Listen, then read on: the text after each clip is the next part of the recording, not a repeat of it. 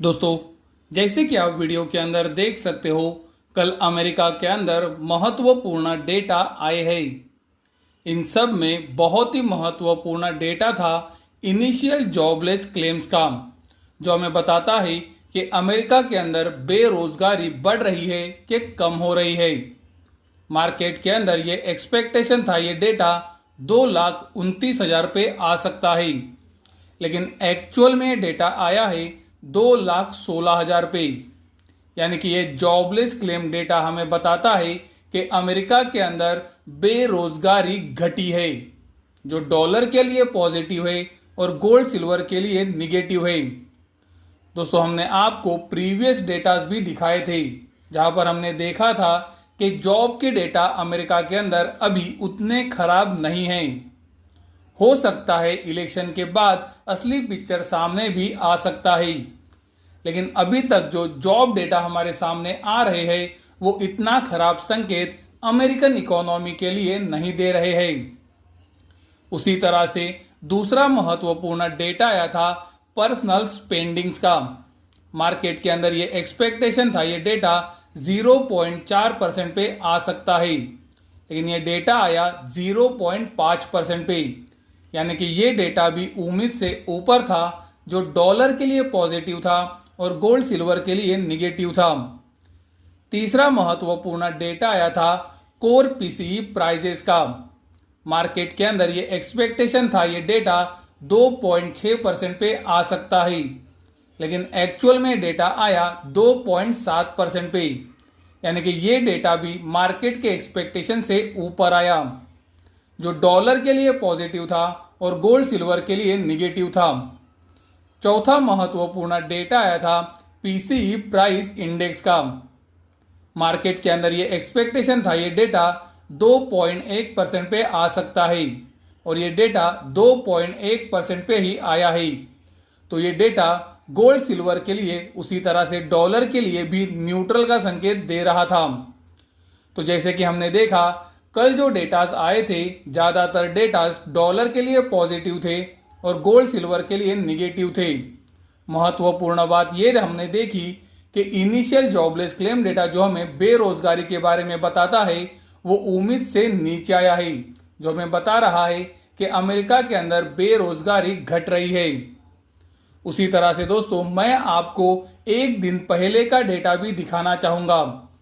जैसे कि आप वीडियो के अंदर देख सकते हो, अमेरिका के अंदर एक दिन पहले ADP non farm employment change का डेटा भी आया था।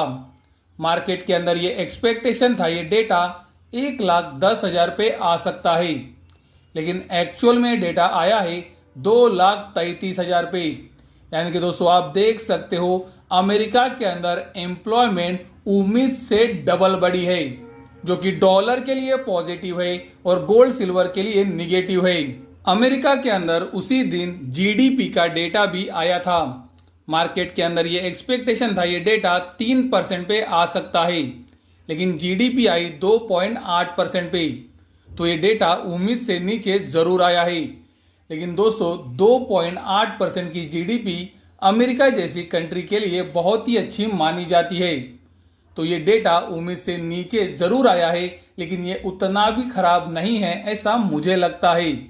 अमेरिका के अंदर कल ये डेटा आने के बाद से गोल्ड के अंदर गिरावट देखी गई, उसी तरह से सिल्वर के अंदर भी गिरावट आई है। आज भी अमेरिका के अंदर बहुत सारे महत्वपूर्ण इकोनॉमिकल डेटाज है, जिनका गोल्ड सिल्वर के ऊपर असर आ सकता है। और इन सब में सबसे महत्वपूर्ण डेटा जो आज आने वाला है, वो है नॉन फार्म पेरोल डेटा। दोस्तों, नॉन फार्म पेरोल डेटा के ऊपर मुझे लगता है गोल्ड और सिल्वर का अगला मूव डिसाइड हो सकता है।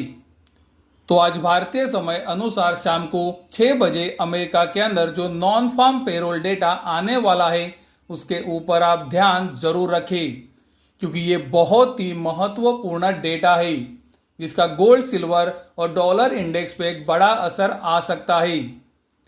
वीडियो खत्म करने से पहले मैं आपको सिर्फ इतना बताना चाहूंगा कि अगले हफ्ते अमेरिका के अंदर 5 नवंबर 2024 को अमेरिकन प्रेसिडेंशियल इलेक्शन है, जिसकी वोटिंग की काउंटिंग भी उसी दिन शुरू हो जाएगी। दोस्तों मुझे लगता है ये इवेंट बहुत ही बड़ा है और ये इवेंट की वजह से गोल्ड और सिल्वर मार्केट के अंदर वॉलीटिलिटी बहुत ज़्यादा बढ़ सकती है।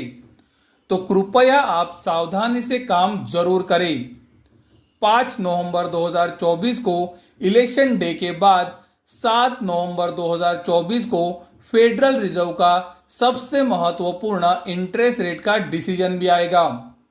तो अगले हफ्ते 5 नवंबर 2024 और 7 नवंबर 2024 को दो सबसे महत्वपूर्ण इवेंट्स है जिनका मुझे लगता है गोल्ड सिल्वर और डॉलर इंडेक्स पे बहुत ही बड़ा इम्पैक्ट आ सकता है और अगले हफ्ते मार्केट के अंदर बहुत बड़ी वॉलीटिलिटी भी रह सकती है।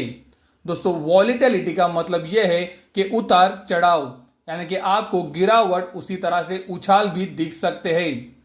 तो मैं आपको इतना ही कहूंगा कि अगले हफ्ते बहुत सावधानी से काम करें क्योंकि अगले हफ्ते सबसे बड़े दो महत्वपूर्ण इवेंट्स हैं जो मार्केट में वॉलीटिलिटी जरूर ला सकते हैं।